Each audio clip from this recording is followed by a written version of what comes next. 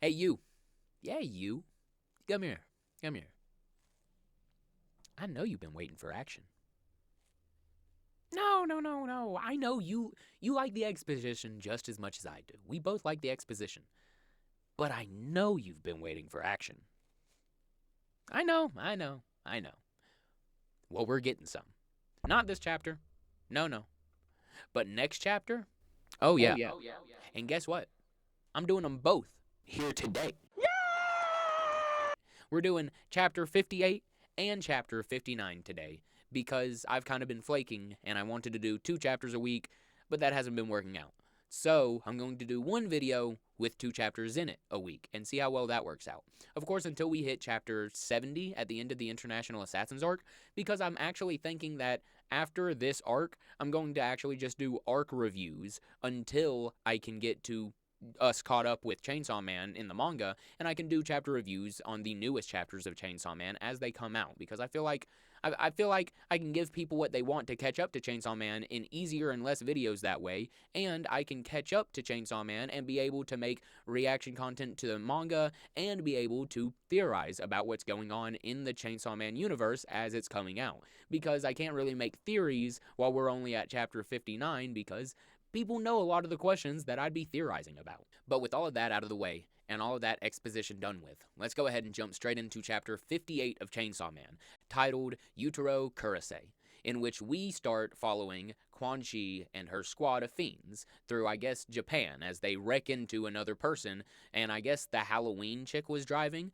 because she jumps out and this man has the absolute displeasure of talking to the Halloween fiend who can only say Halloween, and I guess it rubs off on him because he starts saying it too. I don't really know what her power is as the Halloween devil, but it just seems annoying so far. Maybe there's more to her character than this, but right now it just seems like she is just walking around saying Halloween a bunch for some reason or another. But from this car wreck, Quan Chi just says, let's go, not caring about anything that just happened, and they just start walking down the street where they see a conveyor belt sushi place. Now, one of the fiends says that she's always wanted to try conveyor belt sushi, and Quan Chi decides that this would be a great time for a group date, work be damned, and they head up inside, to the chef's complete and utter displeasure. Maybe it's the chef, maybe it's the server. I don't know how those places work, to be completely honest. I've never been to one. They seem really cool, though.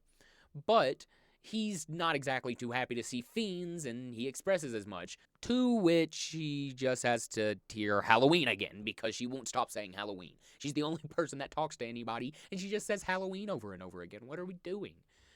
But they get seated, and now he's saying Halloween again too, and asks what they want, and Quan Chi says that she wants some mackerel, to which one of the fiends, I had to check which one, it's the one that looks like she has a shadow monster coming out of her hair, decides to drop some fish lore on us, stating that all white fish actually taste the exact same and it's really just a texture and oil difference, to which me and Quan Chi both have the same reaction of, ugh. Brother, ugh. And this fiend just doesn't really seem to care. She seems pretty happy just to tell somebody, and I mean, hey man, I cannot actually judge that. I'd be the same way. Just sharing your information feels good sometimes, so high five, sister. After that, everybody just starts munching down on sushi, some on fish, some on the sushi, and the girl in handcuffs starts eating a plate. So there's that, and they tell her not to, and Quan Chi just decides that this has been too much and she's too tired to actually go after Denji today, so they'll have to do that tomorrow. So at least we're not going to have to deal with Quan Chi right now. From this, we move back to see what the brother assassins are doing, or I guess at this point, the one brother assassin, because now Aldo has taken on the appearance of Kurase, because he has nowhere to go, and we see him looking at a picture with a note on the back of it, and the pictures of Kurase and 2 other guys going swimming, and the note says, if you're ever in town again, just give me a call. So he calls up this old friend of Kurase, pretending to be Kurase, so that he has somewhere to stay for the night, because maybe his other brothers had all the money. It doesn't seem like he really has a choice of anywhere else to go. Kurase's old buddy sees Kurase because, I mean, he has Kurase's skin on and lets him in, saying that he doesn't actually look that good right now, that he kind of looks a bit beat up, a bit roughed up, and he just says, it's been a rough day at work.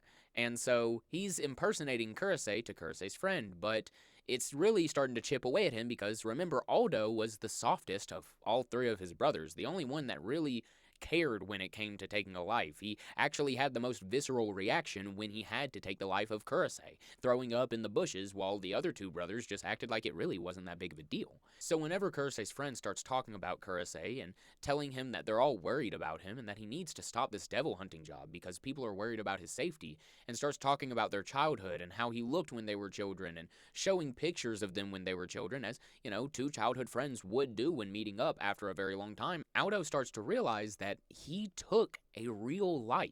He didn't just take somebody off the board that had nothing to live for. He took someone away from other people who worry about him and actively care and actively was wanting him to get out of this line of work so that he wouldn't get taken out by a devil, and instead he was taken out by Aldo, of all people.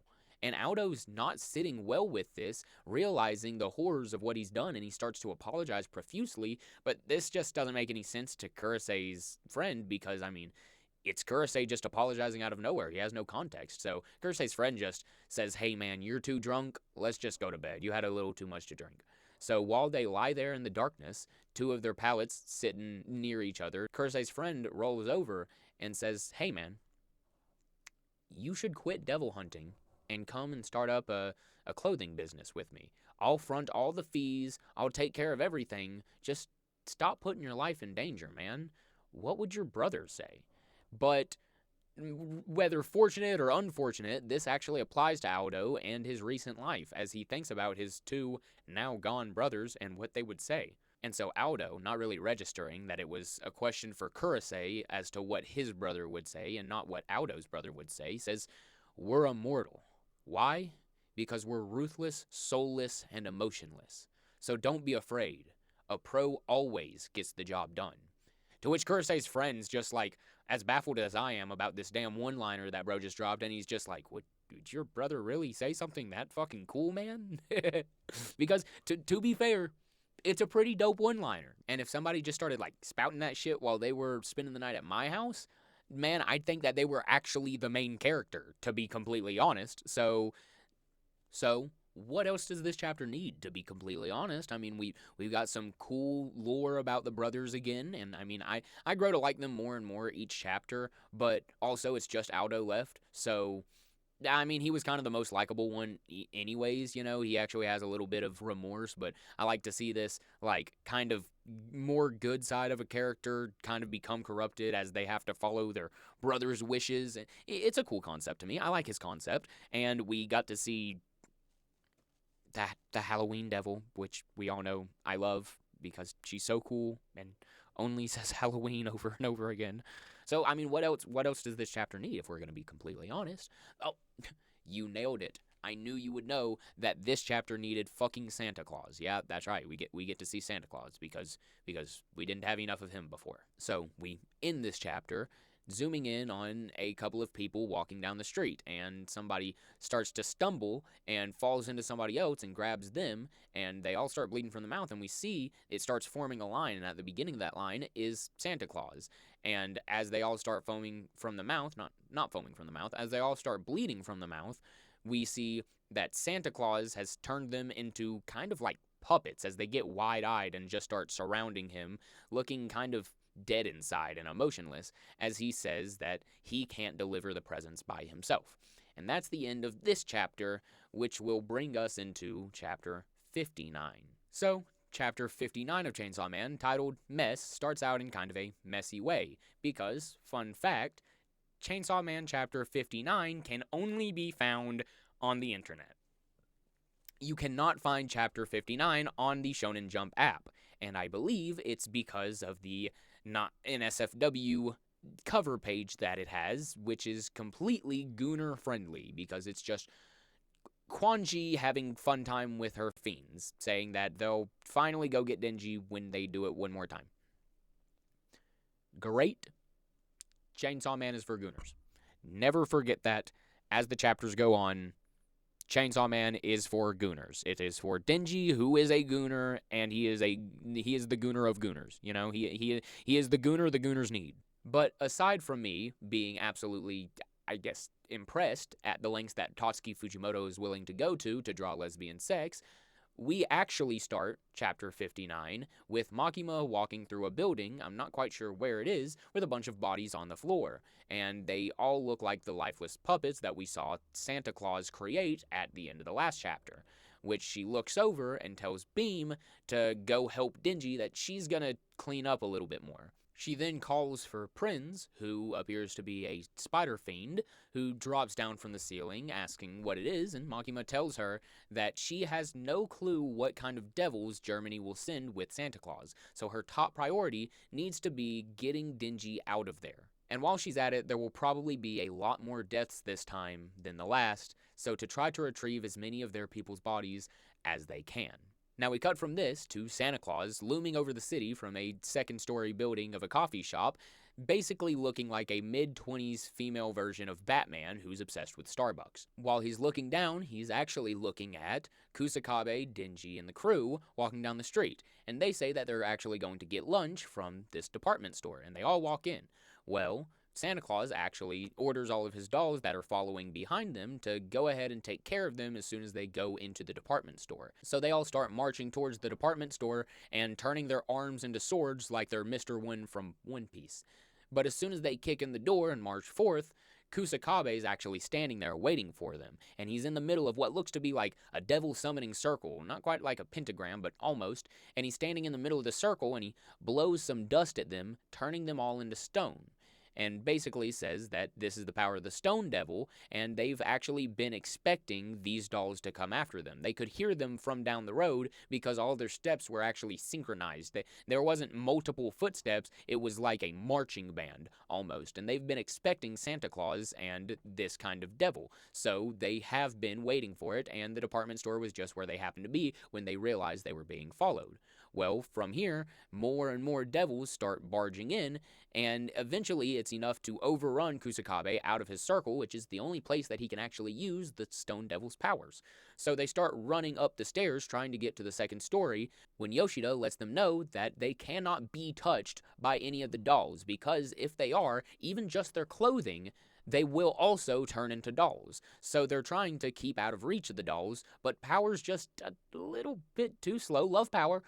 I actually think that she meant to get caught, because they do start grabbing her and slowing her down, but Dingy, as the absolute man, jumps down and starts helping her without any thought to his own survival, because when has Dingy ever thought about anything other than the women around him, to be completely honest? Let's be real, Dingy's a simp. And who's that? Oh, it's Mr. MVP! Simp! And so he flies into Power's help and kicks them off, and Power kicks the other two off, and they start marching towards when they realize, hey, I'm not a doll, you're a frickin' liar, dude. And Kusakabe has a revelation, oh, only humans get turned into dolls. Fiends are kind of, an exception. And Dingy's like, well, what about me? What about me? And I think Dingy's not, accepting the fact that he's not a human, he's a hybrid. But before they can get too philosophical about why Dingy isn't becoming a doll, they have another problem. More dolls coming up the stairs. So they book it up to the second story, where random guy A uses the Fox Devil's power to bat them all down the stairs, and we come to find out that they actually have a devil hunter stationed in every single building on their route that they take every single day. This was for Dingy's protection, and because they knew that they were after Dingy, so this was one of the security measures that they had set in place. And they never actually intended to run from Santa, knowing that he was the biggest threat. They want to exterminate Santa, and they probably would have pushed the offensive on him if he was one of the people to come after him himself. But he wasn't, he sent dolls, so they're going to have to figure out another way to get to him. But don't worry, because if the dolls are here, Santa has to be nearby, because they can't be controlled from that far of a distance away. From there we cut to the final scene of the chapter, which we see Tolka's master sitting on what appears to be a merry-go-round. She's not really anywhere near us, saying that it's going to get noisy real soon, and that they're going to put an end to it today, as it cuts to Tolka holding the last needle that he needs to prick Dingy with to kill Dingy. And he appears to be in the same department store as our group. And then we cut to Aldo, who's having a mental come-apart also, in the bathroom of the department store that our group is in. So not only are we having the dolls in the department store, but we also have Tolka and Aldo coincidentally in the same store. Well, maybe it's coincidentally. Maybe they've just been keeping a good eye on these people and knew where they would stop. I don't know how they would, but maybe. And then we cut to Santa Claus sending in even more dolls. And another panel, the last panel of the chapter, is Quan Chi's fiends asking if they can just do it tomorrow because Santa Claus is already in town and it'd be so annoying to actually have to deal with Santa Claus. And they're already so tired and messed up, to which Quan Chi says, I'll mess you up even more, implying that she's about to put her hat in the ring too. And wow, am I excited. It's been forever since we actually got some action-packed chapters here in Chainsaw Man. It feels like it's been a millennia, and I'm so excited to see not only what these assassins are capable of, but also what our new main characters or the new group surrounding our main characters is capable of, because I don't really know what Kusakabe is capable of, aside from now I know he has a pact with the Stone Devil, and I don't know what Yoshida or Tamuki are capable of either. And I mean, I've only really seen the Angel Devil fight a handful of times, so that'd be cool too. Really, I'm just looking forward to any of the action that I can get, and seeing any of that, plus what Quan Chi is being built up as one of the biggest powerhouses when it comes to hand-to-hand combat in the entire series, and her 4 fiends, not 4 hybrids, which would be more powerful, but also not 4 people with devil contracts, 4 fiends who are really powerful. And plus we have Tolka, who seems to be a pretty good assassin, or at least Tolka's master seems to be a really good assassin, and teaching Tolka her techniques would probably, put him up there as well. And I'm honestly not really sure what to expect from Aldo at all. I don't know if he's going to be a good fighting force. I don't know if he's going to be kind of pathetic and he's just good at sneaking around. I'm not really sure what contracts he has other than the Skin Devil. So we're just going to have to wait and see, but that is even more exciting to me. And I cannot wait to post the next 2 chapters next week. And I really hope that you guys are as excited as I am to get along with this Chainsaw Man thing and figure out where all of this stuff is going. So if you enjoyed this video, please go down and hit the like button, hit subscribe, please. I need some more subscribers, and leave a comment. Tell me what your favorite series is. Tell me who your favorite character in Chainsaw Man is, and if you have a series that hasn't been caught up with by the anime, maybe I can start where the anime left off on that series too, and we can catch up to the manga together. But just let me know, and I'll see you guys next time. I've been Shit for Brains. Peace, guys.